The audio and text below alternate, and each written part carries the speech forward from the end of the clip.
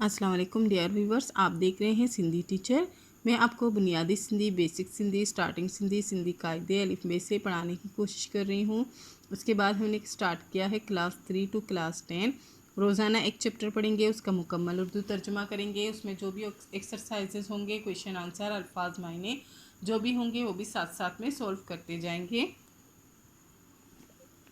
इसी तरह हमने क्लास 3, क्लास 4, क्लास 5, क्लास 6 तरतीब से चलता आ रहा है। सारे क्लासेस के अलग से प्लेलिस्ट बने हुए हैं, आप अपनी क्लास के मुताबिक जाके पढ़ सकते हैं। पिछली वीडियो में हमने सिंधी की बुक क्लास 6 में चैप्टर 18 कंप्लीट कर दिया था। आज हम पढ़ेंगे चैप्टर 19, जिसे सिंधी में उर्रियून पढ़ते हैं। आज हमारे पास चैप्टर का टाइटल है सुगड़ जाल। सुगड़ कहते हैं सलीकामंद को और जाल कहते हैं औरत को। सलीकेमंद औरत, आज हम इसी के बारे में पढ़ेंगे। सलीकेमंद औरत कौन सी होती हैं? बिस्मिल्लाहिर्रहमानिर्रहीम, शुरू करते हैं। के बा घर मां कदम रखण सा घर दियाणी जी खबर। किसी भी घर में, इसका मतलब है किसी भी घर में। खे का मतलब है किसी भी घर में कदम रखण सा, कदम रखने से जो है कदम रखने से घर दियाणी मतलब घर की मालकिन की खबर हो जाती है कि इस घर में रहने वाले कैसे हैं, यहाँ की औरत कैसी है। ठीक है, दियाणी कहते हैं घर में रहने वाली औरत को, मतलब मालकिन घर की। फिर से पढ़ेंगे। किसी भी घर में कदम रखने से या दाखिल होने से घर की दियाणी यानी घर की मालकिन की खबर पड़ जाती है कि वो कैसी है। किस तरह से खबर पड़ जाती है? उसके घर की हालत को देखकर। संदस घर जी हालत दिसन सा ई पैजी विंदी आहे। संदस का मतलब होता है उसके घर की हालत को देखकर ही पता लग जाता है, पता चल जाता है। जे घर साफ़ सुथरो ऐं सलीके सां ठहियलु हूंदो, जो घर साफ़ सुथरा और सलीके के साथ बना हुआ होता है, सजा हुआ होता है। टहल का मतलब होता है बनाना या सजाना भी कह सकते हैं यहाँ पे इसको, लेकिन टहल का मतलब बनाना होता है। जो घर साफ़ सुथरा और सलीके से बनाया होता है, ता समझो ता घर दियाणी सुगड़ आई, तो समझो कि घर की जो मालकिन है वो सलीकेमंद है। पर जे घर गंदो ऐं सामान बेतरतीब पियल हूंदो, लेकिन जो घर गंदा और उसके सामान बेतरतीब पहले हुए यहाँ वहाँ रखे हुए आप देखें तो समझो ता घर दियाणी में लक्षण कोने, तो समझ जाओ कि घर की मालकिन में सलीका कौन है, को सलीका नहीं है। लक्षण कोने का मतलब होता है गैर सलीकेमंद, तो इसका मतलब होगा घर दियाणी में सलीका नहीं है, वो गैर सलीकेमंद है। सियाणन चयो आई ता जाल ता घर। सियानों ने कहा है, अक्लमंदों ने कहा है, दानिश्वरों ने कहा है, दानिशमंदों ने कहा है कि जाल ता घर, औरत से घर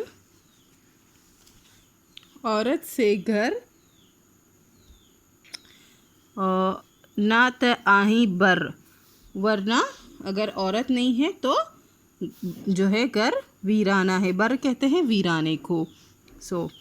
घर के ठाइन या फिटाइन जाल जो ही कम आहे।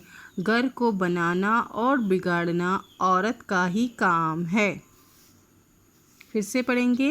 अक्लमंदों ने, दानिशमंदों ने कहा है कि औरत से घर है, और अगर औरत नहीं है तो घर क्या है?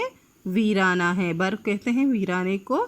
घर को ठाइन का मतलब होता है बनाना, घर को बनाना या सजाना या फिर उसको ख़राब बर्बाद करना, ये जो है एक औरत का ही काम है। फिर ठाइन कहते हैं बर्बाद करने को या बिगाड़ने को, इसके मीनिंग्स बिगाड़ने भी हैं। सुगड़ जाल उहा आही, सलीकेमंद औरत वो है। उहा का मतलब होता है वो, आई का मतलब होता है जो घर के हर वक्त अच्छो उजरो रखे, जो घर को हर वक्त साफ़ सुथरा रखे। अच्छो उजरो का मतलब होता है साफ़ सुथरा।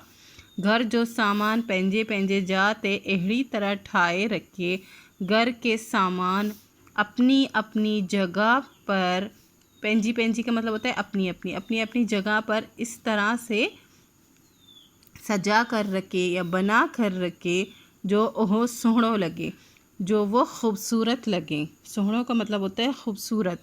चादरों ऐं चौं कणी सादे कपड़े जो हुजन, यानी कि चादरें या चादरें और गिलाफ, चौं कहते हैं गिलाफ को, गिलाफ चाहे सादे कपड़े के हों, पर साफ ऐं धोतल ओहन गुरजन, पर साफ और धुले हुए होने चाहिए। गुरजन का मतलब होता है चाहिए। केस सिबण ऐं बरण रदन ऐं पचाइण ऐं दंग सां घर ठाहिण अचे। केस का मतलब होता है उसको सिबण, सिबण का मतलब होता है सीना यानी सिलाई करना, सीना। और आई का मतलब होता है और, बरण का मतलब होता है पुरोना, मतलब कढ़ाई करना, पुरोना। रद्दन ऐं पचाइण मतलब खाना बनाना और पकाना। ऐं दंग सा घर ठाहिण अचे, और ढंग से मतलब तरीके से, ढंग कहते हैं तरीके से उसको घर चलाना आना, घर को बनाना आना चाहिए।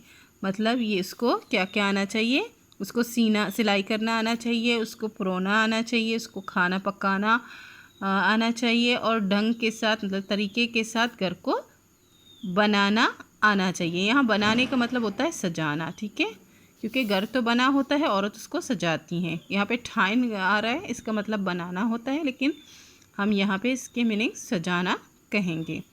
तंहिं का सिवा घर हलाइण जे हुनर का पिण वाक़िफ़ हुजे। इसके अलावा यानी इन सब चीज़ों के अलावा, तंहिं का सिवा का मतलब है इनके अलावा, ये जो बातें ऊपर कही हैं इनके अलावा, घर हलाइण जो हुनर, घर चलाने का हुनर, हलाइण का मतलब होता है चलाने का हुनर, हुनर का पण वाक़िफ़ हुजे। हुनर से, का मतलब होता है से, पिण का मतलब होता है बे है चोटी भी, और वाकिफ़ होना, ठीक है। इनके सिवा घर चलाने के हुनर से भी वो वाकिफ़ होना चाहिए उसको।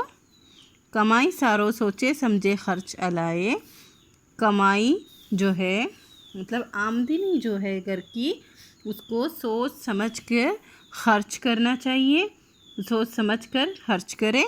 हलाई का मतलब होता है खर्च करना या चलाना। खर्च किस तरह से करें, सोच समझ कर करें, या अपने घर का जो है खर्च सोच समझ कर चलाए।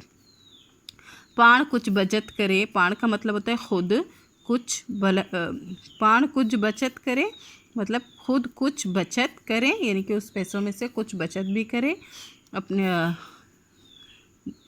जा वक्त ते कम अचीस, जो कि बुरे वक्त में काम आए, या फिर वक्त पे, यानी कि इसमें जा वक्त का मतलब होता है बुरे वक्त में उसके काम आए।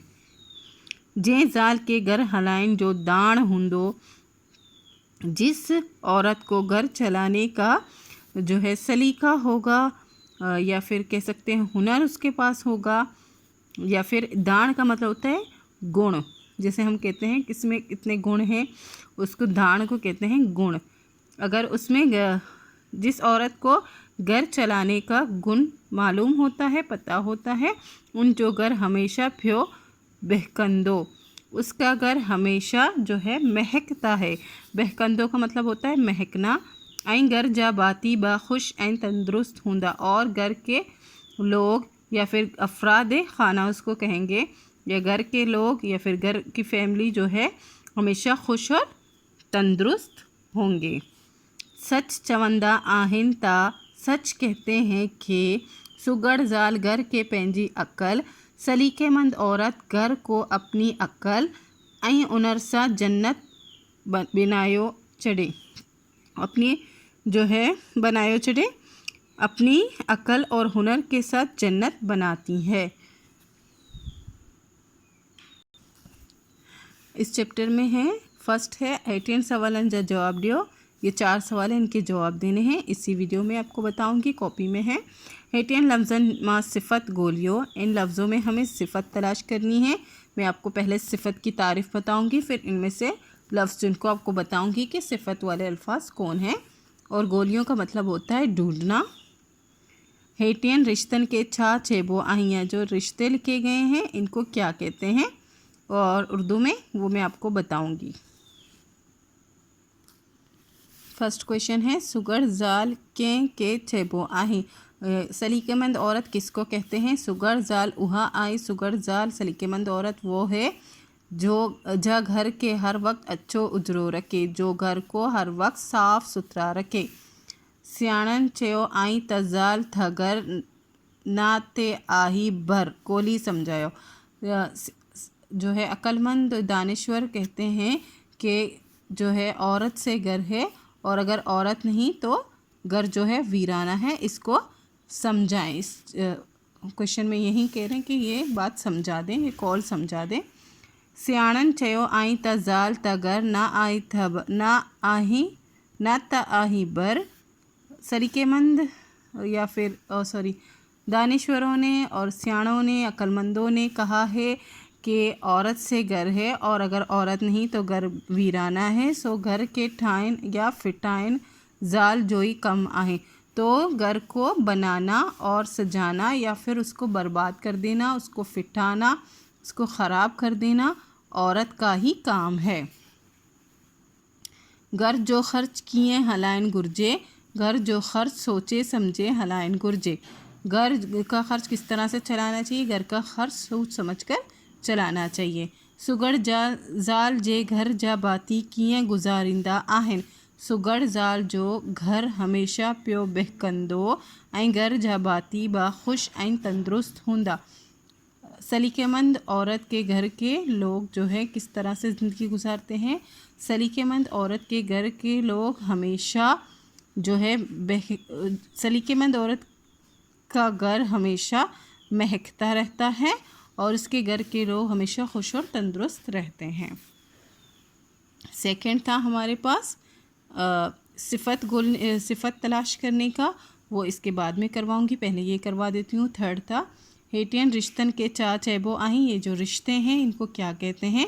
फर्स्ट है मामी जो पुट, यानी मामी का बेटा। यहाँ मैंने लिख दिया उर्दू मीनिंग इसके, मामी का बेटा, उसको सिंधी में कहते हैं मारोट, ठीक है। फिर मामी जी दिए, मामी की बेटी, दिए कहते हैं बेटी को और पुट कहते हैं बेटे को।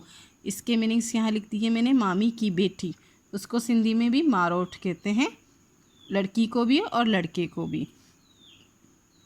जैसे हम लिखते हैं मामूजाद, तो उसको हम यही कहेंगे मामूजाद। यहाँ पे इन दोनों के मामूजाद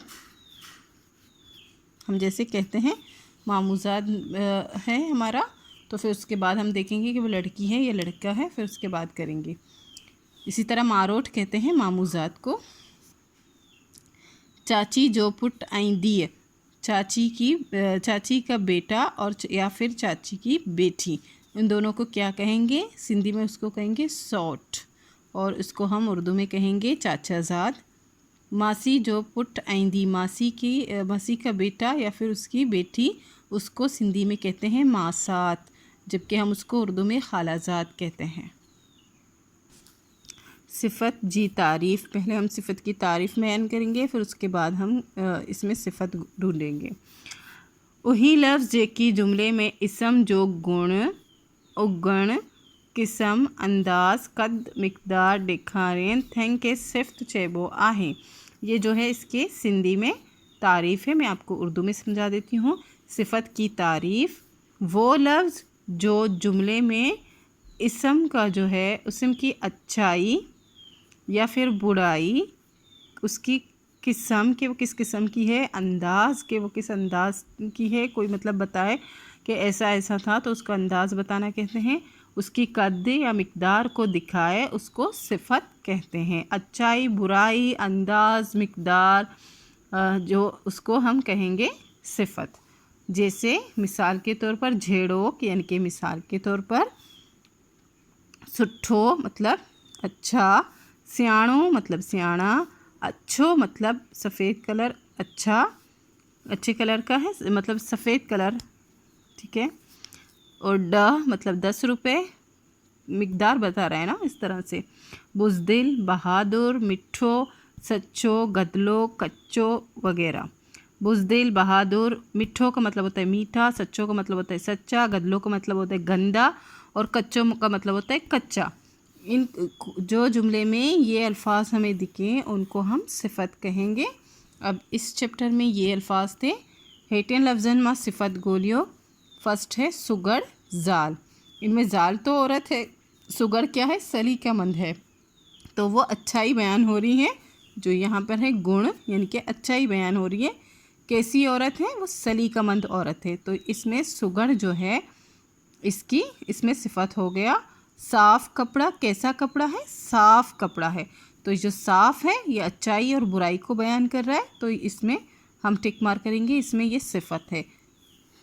सुट्ठो कादो मतलब अच्छा खाना, खाना कैसा था, अच्छा था, तो हम इसको सुट्ठो को मार्क करेंगे, ये जो है सिफत है। कोसोवा मतलब गरम, हवा, हवा जो है वो तो इसम हुआ, लेकिन वो कोसो जो क्या है, कोसो सिफत हो गया, गरम है, ठीक है। और मिठ्ठो खीर मतलब खीर कैसा था, खीर मीठा था, तो ये जो है सिफत हो गया। किसी भी चीज़ को अच्छाई, बुराई, कद और मिकदार को ये बताए उसको हम सिफत कहेंगे। तो इस तरह से मैंने सिफत यहाँ आपको बता दी हैं। इसी के साथ चैप्टर कंप्लीट हो गई है। उम्मीद है आपको अच्छे से समझ आ गई होगी। नेक्स्ट वीडियो में हम नेक्स्ट चैप्टर पढ़ेंगे। अगर आपको मेरी वीडियो से हेल्प मिलती हो तो प्लीज़ लाइक, शेयर और सब्सक्राइब कीजिएगा। दोस्तों और क्लासमेट के साथ शेयर ज़रूर कीजिएगा। अल्लाह हाफिज़।